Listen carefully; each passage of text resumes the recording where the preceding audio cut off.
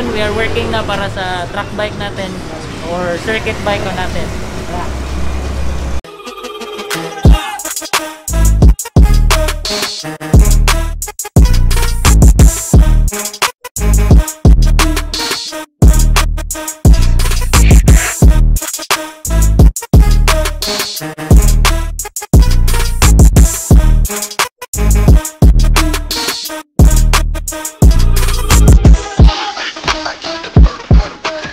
What's up guys, Motovay here.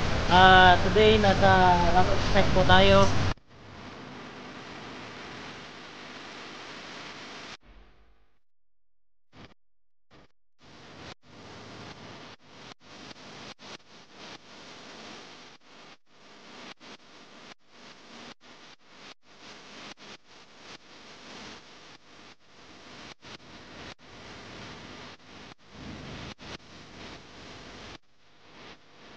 Currently, we are working out sa circuit bike po natin, no?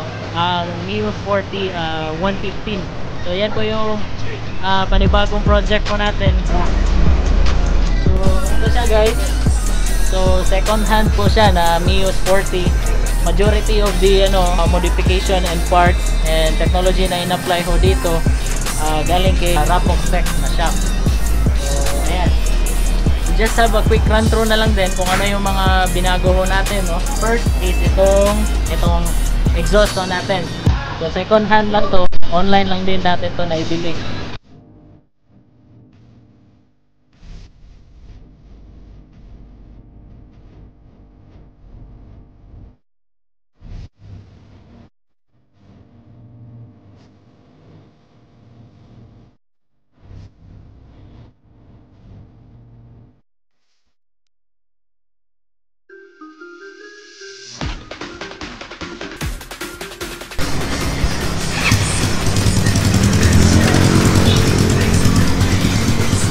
Tira sungaw.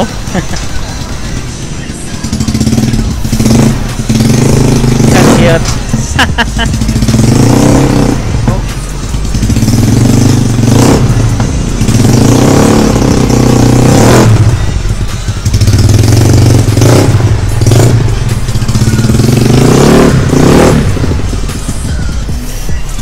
And then itong custom fabricated na plate.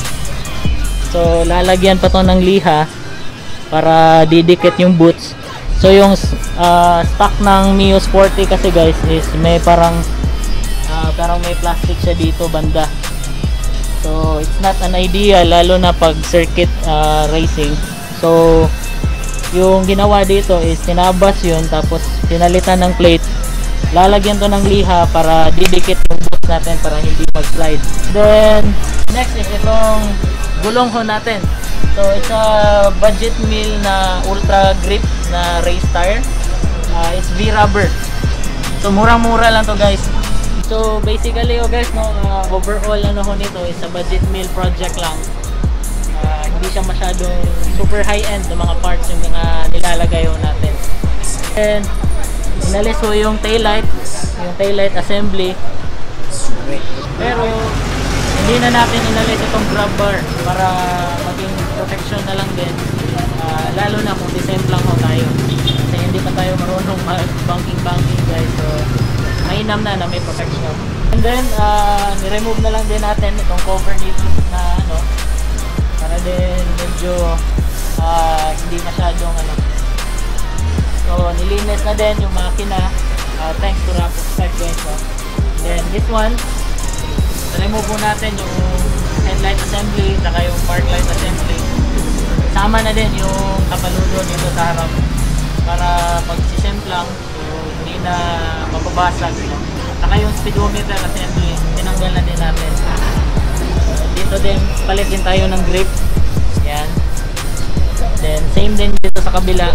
So nilagyan na ng plate para sa liha. Then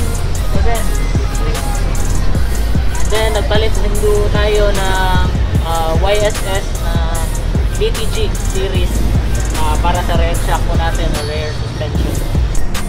So ito na ho yung stock shock natin guys, no. So may leaking na siya, subject for replacement na. So inaayos na lang yung spacer para magkasya yung YSS na suspension natin. Ayan.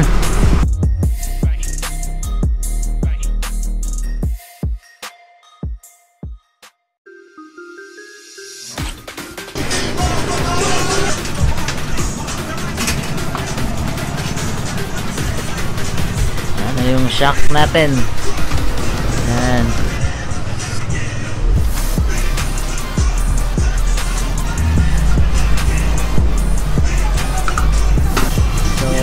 Ito na siya guys, ang ating YSS na DTG shock para sa Mio Sporty yan natin. Ayan. Sobrang ganda guys. Look at this one.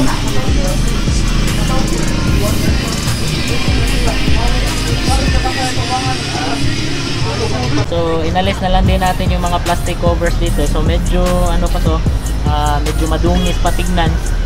So magja-general cleaning ako siguro, maybe one of these days para malinis to lahat. So second hand po yung motor natin, nakuha ko to sa Balamban City. Go go go, yeah, yeah. Yeah, para sa circuit bike project ko natin. So ayan, no, same din sa likuran ho natin guys. And then sa harap naka B-Rubber Ultra Grip racing tire po tayo. Ayan, tinanggal na din yung mga center stand. Yung sa center stand inalis na din. Yung mga cover dito binaklas na din. Yung mga unnecessary na wirings, tsaka itong tinatawag nilang araro ata to, yung panel dito sa ilalim inalis na din para di sasagyat sa bangkingan. And then this one, itong upuan ho natin, aalisin natin to para magiging flat seat na siya. So i-modify ito, hahanap tayo na magpapabricate nito para magiging flat seat. So ayan. Then this is a stock. So it's a stock seat. So most likely stock lang to lahat guys, pati yung makina natin stock lang kasi wala pa tayong budget para sa open modification. Ayan. Side mirror natin, tinanggal na natin. Siguro lalagyan namin ito ng side mirror para may mag-overtake. Para hindi mo na mapapa-overtake yung mga susunod. So, ayan.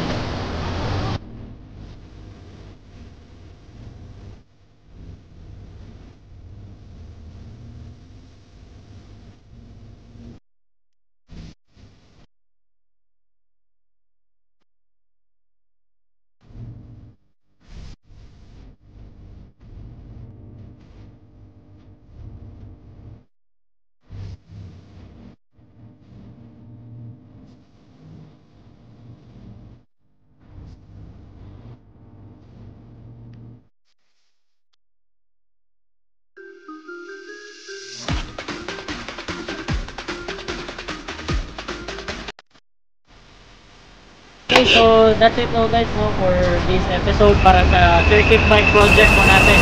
We'll just keep you posted na lang on the actual practice and then mga test run po nito. I guess that's it. And then maraming salamat po sa Rapox Tech para sa overall na rehab po nito circuit bike po natin. Maraming salamat po sa mga staff ng Rapox Tech para sa take care ho ng paggawa ng motor ko natin. So none of these modifications magiging ma-realize kundi dahil sa knowledge and skills ho nila. So like nyo yung page yun nila guys, search nyo lang Rapox Tech racing parts and accessories. So check nyo lang sa FB. So tuning parts din. So that's it no guys, no, and don't forget to click like, share, and subscribe.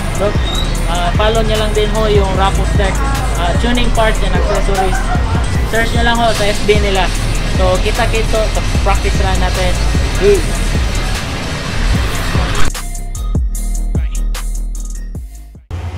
So ito ho guys, no, currently si Mrs. Motograhe here. Siya yung nagde-design ng decals natin. current na design ng decals natin or racing decals para sa circuit bike ho natin. So ayan.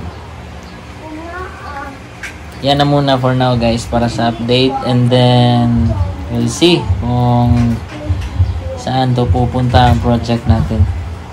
So ayan, big shout outs to Mrs. Motograhe. Ayan, bagong ligo of course.